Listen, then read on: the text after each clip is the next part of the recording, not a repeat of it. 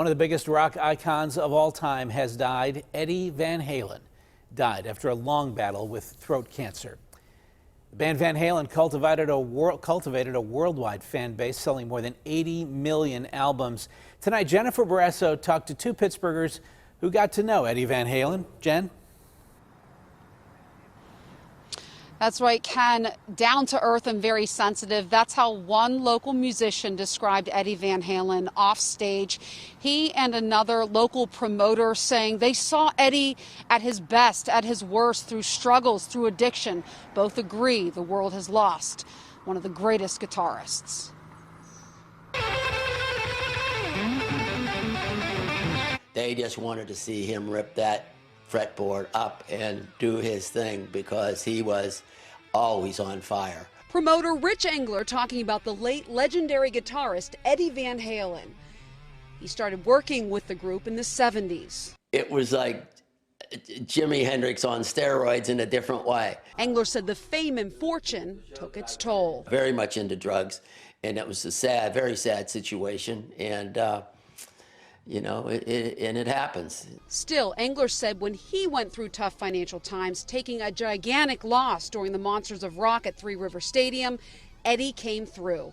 Eddie stepped up with his band and was able to give me $75,000 back. There's a dark cloud over myself and my brothers today because you know, everybody knows him as the guitar player. We knew the human being. Piano player Hermie Granati and his brothers were part of the Beaver Valley rock band, the Granati Brothers. They went on tour twice with Van Halen. We got to the point where, you know, oh yeah, there's Ed being a genius up there. You know? He said Eddie treated them like family. He was at my mom and dad's house. He's had my mother's lasagna, you know.